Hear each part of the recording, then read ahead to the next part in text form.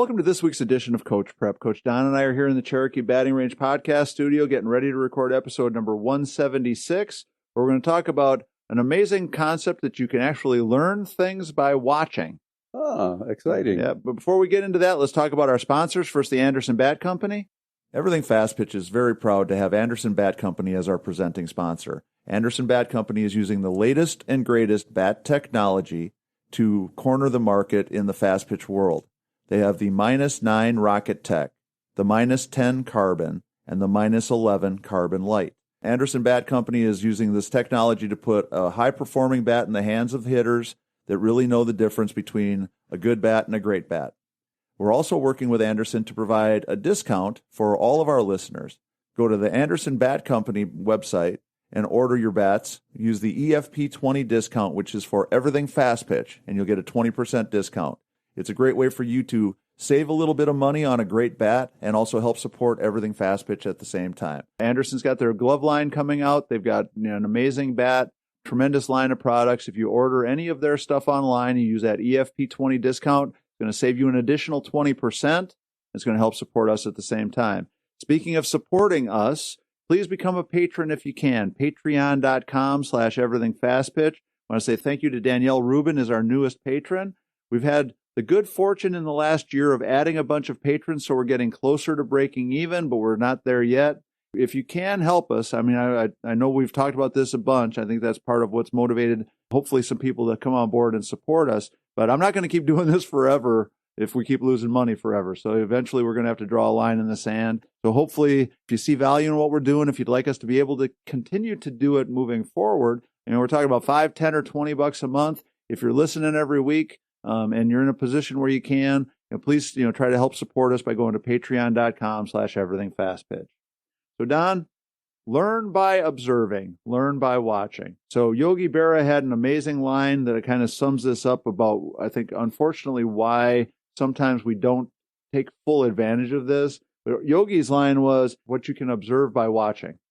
Interesting. Yeah. No, how much you can observe by watching. That's an interesting statement for sure. I think that it's exciting to do exactly what you're talking about. And whether it's watching games in between our games, just sitting behind the chain link and watching people move and watching them anticipate things and situations in games, especially for young players that haven't had a chance to be a part of, all these things that happen just so often. And for coaches that are trying to share all those little nuances, or if this, we got to do that. Those kind of things don't necessarily happen in our game, but if we're watching other people's games or watching a good college game, then we get a chance to see these situations that they're telling us of. Right. Right. Well, and I think whether it's watching a team play, watching a team practice, watching a team warm up, any of those opportunities are always going to give us a great chance to learn, to see something new, to figure out something that we can add to what it is that we want to be doing as a player or as a team. But the one thing that I think has to happen more is, from a coach's perspective, if we're going to tell our kids, hey, watch these games on TV or go and watch such and such school play. If you get a chance, to go and watch a college game or whatever, you should do it. We have to talk with them about the things that they should really be watching and ways that they can get the most out of it. Because unfortunately, I think like most fans, if I'm watching a game and I'm sitting in the stands, if I don't have a specific agenda in mind, all I'm going to do is watch the ball go back and forth. I'm going to watch the ball get pitched. I'm going to see whether it gets hit. If it doesn't get hit, it gets thrown back to the pitcher. And I just keep watching the ball. But if I'm going there from a how do I learn to become a better player perspective, if I'm a shortstop, what I really should be doing is kind of watching the ball out of the corner of my eye while I'm watching the shortstop do what she does.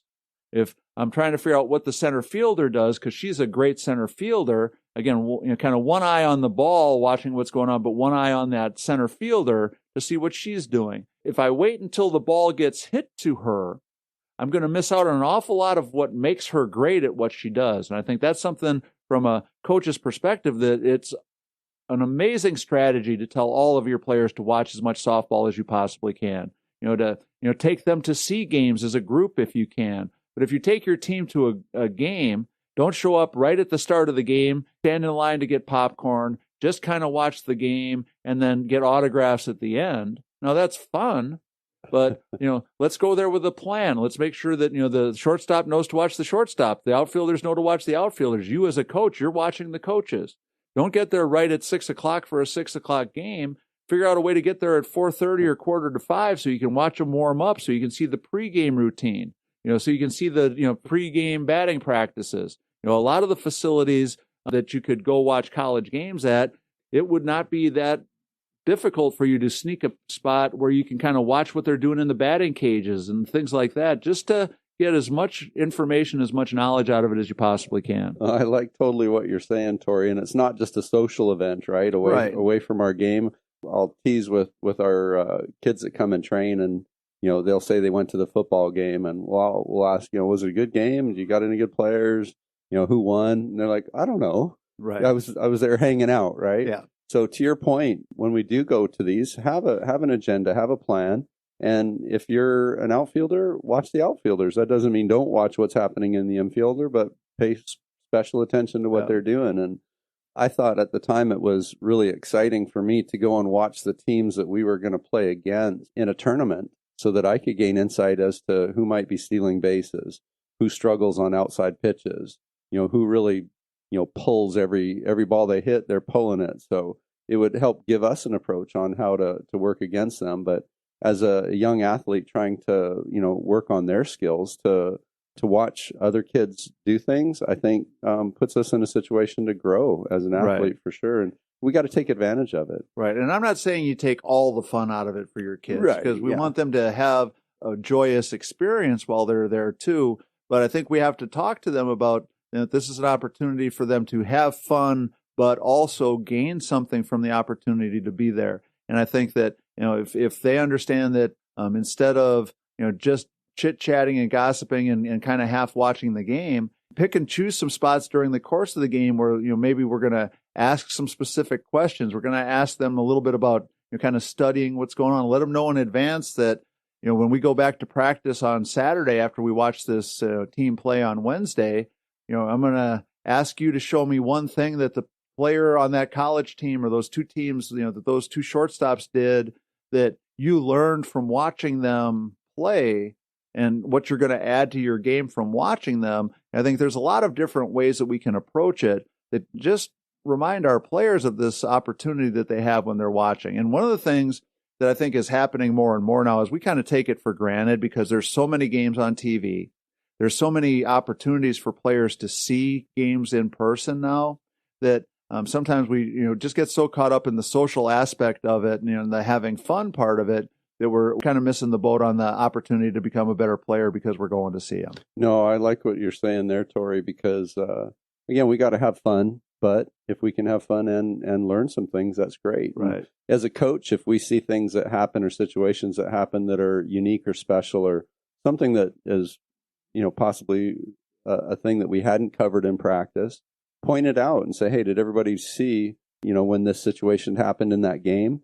Because they did it this way, but we would rather do it another way. Right. Or that's exactly, how that should happen. And when we get into that situation, I hope that we've, learned something from that. Right. When I've got a story about how this can all work to your advantage from a coaching perspective. When I was coaching at Tennessee Tech, we were playing down in Florida during one of the Olympic cycles, and the Olympic team was there kind of barnstorming through, and they were on the schedule to play 3 or 4 games against the better of the college teams that were there. So they kind of added an extra game to the tournament format so Team USA could play Arizona or Michigan or whoever it was that was perceived to be the best teams there.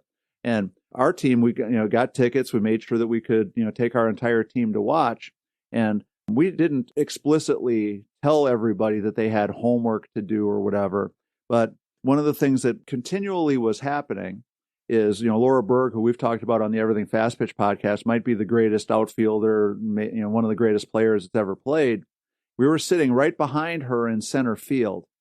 And on every single pitch, you could hear her from where we were sitting, communicating with the left fielder and the right fielder, the shortstop and the second baseman. Because she was kind of in that position where anything that could happen, she was going to somehow be involved with those players. When she would back up a little bit, she would be constantly telling the second baseman and shortstop. Playing, hey, I'm playing deep. You got to come yeah. back hard if there's a pop up. I'm way back here. If it gets hit short, you go get it. Telling the left fielder, hey, I'm shading this girl. She's a little bit late right now. I'm gonna shade her over here. So if she hits it in this gap, you're gonna have to get it because I'm way over on the other side. And was nonstop to listen to players who were clearly some of the best players ever, and clearly some at that time the best players on the planet. Doing those kinds of things made a real impression because I didn't even say anything. But I noticed almost immediately the next day we were out there playing on the exact same field, hearing my center fielder doing some of the same stuff. You had a big smile. Right, and I was just as happy as you could possibly be. And so, I'm thinking to myself, that I wasn't even smart enough at the time, didn't see the opportunity to say, hey, watch what these women are doing. These are amazing players. You could steal some ideas from them. I wasn't smart enough to say that, but my players were smart enough to do it. I love it. And there were a couple other instances like that where you could see players on our college team had looked at it and gone, whoa, hey, I can do some of that stuff. And it was just such an amazing, like we talk about all the time, just a light bulb moment where it's like, oh, dang, look at how much we learned from watching, really great players. Now, that's an extreme example because they are so amazing that everybody who watches them should go, wow, right? Sure. But to your 8 and under team or your 12 and under team or your 14 and under team, when you take them to watch college softball, every one of those players out on that field, those same kids should be going, wow, look how good they are. Look at what they're doing. Look at how they're communicating. Look at how they're hustling. Look at how they're backing up. Look at how they're diving for balls, whatever, those things are. Footwork for turning two. Yeah, it's just, they're all doing stuff that we should be aspiring to and that our players can learn by observing it and watching it, as long as we've helped them understand what they can be gaining from it. And we kind of put them in a position where we ask them to and kind of hold them accountable to trying to do more than just watching the game. Just hang out. Right. Yeah. Just eating cotton candy and watching the pitcher strike somebody out. And now, obviously, if you're a pitcher or a catcher, you're going to be spending your time watching the pitchers or catchers. But the idea of being a center fielder, kind of with one eye watching the fun stuff while your other eye is doing the work, flipping back and forth, like you're flipping channels from I'm going to watch this pitch, but I'm going to watch what the center fielder does, and I'm going to spend 3 pitches in a row. I'm going to just watch the center fielder. I'm not even going to really watch the ball.